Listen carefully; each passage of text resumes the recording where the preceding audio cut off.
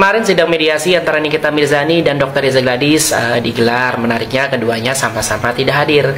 Nikita Mirzani ya jelas ya masih di rutan Pondok Bambu. Kalau Reza Gladys mungkin biar fair kali ya, biar nggak kelihatan Nikita aja yang takut. Maksudnya biar nggak kelihatan Nikita aja yang absen. Atau mungkin masih mantau di parkiran ya kayak minggu lalu. Siapa tahu kan.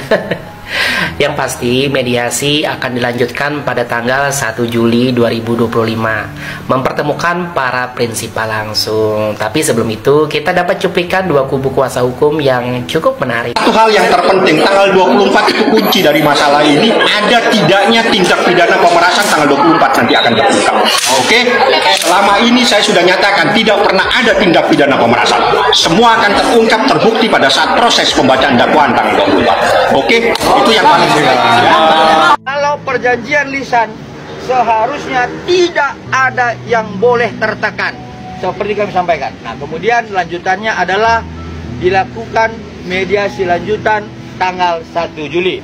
Itu sudah pasti dia merasa tertekan ya terhadap produknya yang diburuk-burukkan mulai Oktober 2024 dijelek-jelekkan bahkan. Sekarang mari kita gunakan logika. Kenapa sih dua pengacara punya pendapat yang berbeda?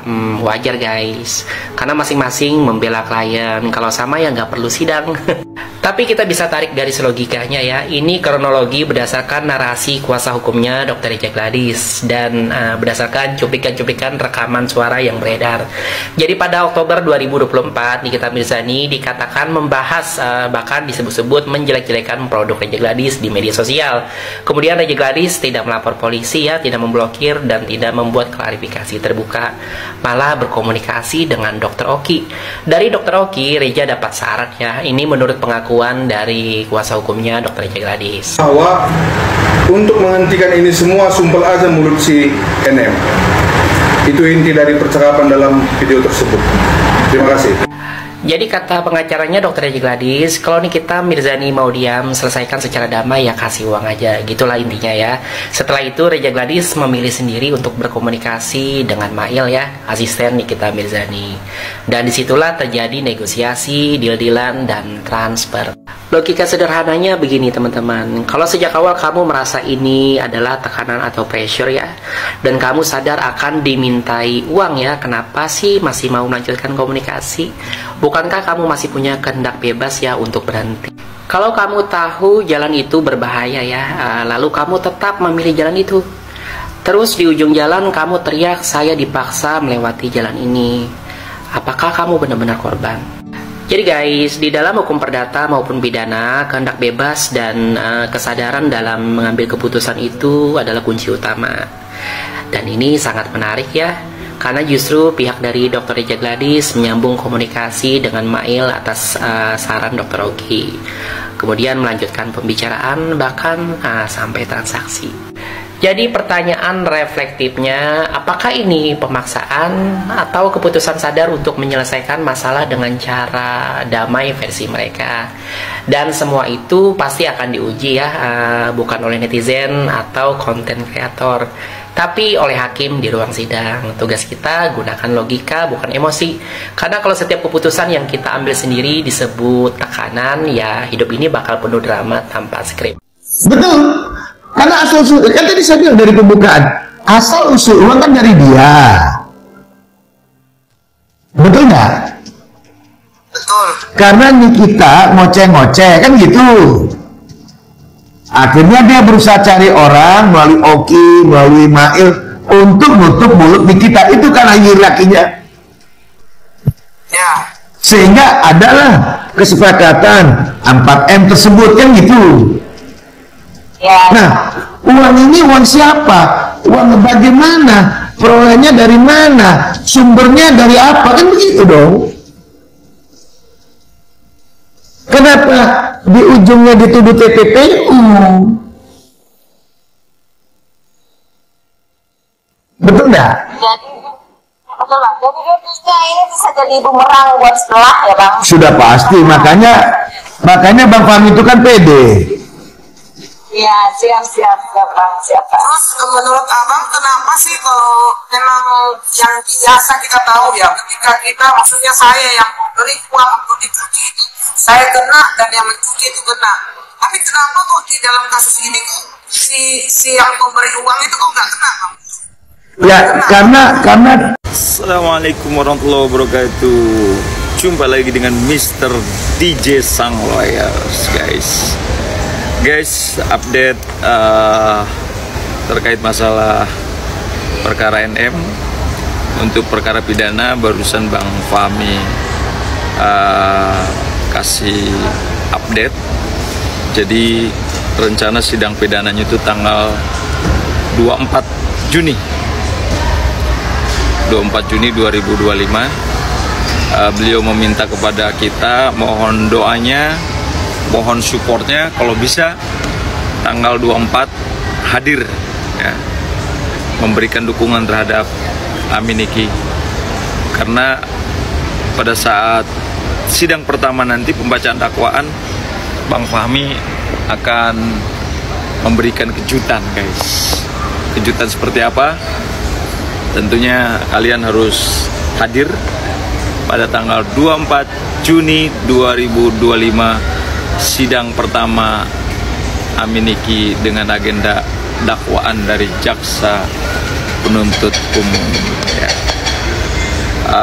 Kemarin juga saya sudah menyampaikan ke Bang Fahmi bahwa sehabis sidang perdata tanggal 19 kemarin, kita seluruh fans Aminiki juga berdiskusi bareng, bincang hangat bareng, luar biasa, antusias juga kemarin, dan banyak juga yang masuk grup sehingga kita bisa ngobrol bareng.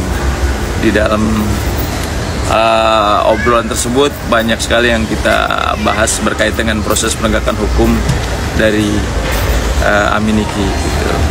Terutama ya kita harus banyak mengucapkan terima kasih kepada abang kita Bang Togar yang tiada henti-hentinya selalu support, selalu memberikan edukasi, selalu mengawal proses penegakan hukum, di mana proses penegakan hukum ini supaya betul-betul keadilan bisa didapatkan oleh seorang Aminiki, guys.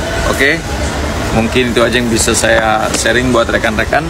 Tetap kita doakan yang terbaik, mudah-mudahan kejaksaan, kehakiman bisa objektif, ya kan? Bisa objektif sehingga proses penegakan bisa berjalan, proses penegakan hukum bisa berjalan dengan baik dan lancar, tidak ada yang dirugikan sedikit pun, khususnya untuk Aminiki. Terima kasih, thank you so much, keep calm and call your lawyers, thank you. Gue udah makin gak ngerti sama si Miss Gosip Ancuing ini. Kemarin emaknya dibawa, adiknya dibawa, terus pengacaranya lu bawa, sekarang lu nyepet-nyepet Oki Jelly Drink, anjing.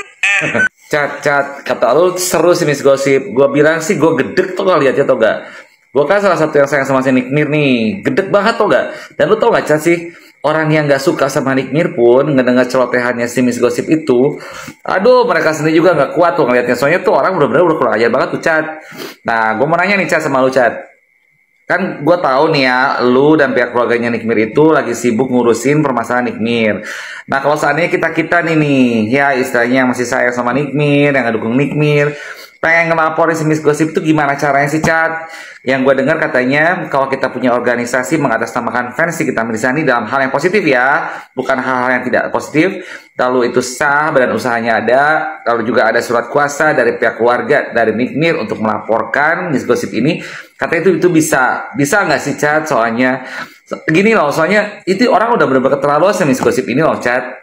Ya, jadi kalau misalnya kita biarin terus ngoceh, memang mungkin seiring berjalannya waktu tuh capek sendiri dia tuh Cat. Cuman gue bilang dalam masa dia capeknya itu kita tuh gedek banget gitu, karena banyak banget keluar di FYP dan malas gue sebenarnya ngeliat tuh orang tuh gitu, ngerti nggak? Jadi bisa nggak sih Cat kalau misalkan kita itu misalkan ada yang mewadahi bikin suatu organisasi mengatasnamakan fans Nikita Mirzani terus ngelaporin si Miss Gosip ini, bisa nggak sih Chat kita ngelaporin kayak gitu? Coba menurut lu sendiri kira-kira gimana nih? Ya kita gedek ya, orang kayak gitu harus kasih pelajaran, walaupun mungkin dia dibayar, tapi kalau misalnya kita udah langsung melaporkan, orang yang bayar dia pun juga gue pikir nggak akan bisa apa-apa Chat, gitu, nggak akan bisa apa-apa. Dan ini gue yakin ini penggiringan opini aja, supaya kita para netizen itu tidak fokus ke permasalahan si Nikita Mirzani dengan si RG ini, tapi lebih fokus ke Miss Gosip, dan itu berhasil gue bilang. Makanya jangan dibuat terus susah berhasil Chat. Nah menurut lu sendiri kira-kira gimana nih Chat? Coba jawab Chat ya, thank you.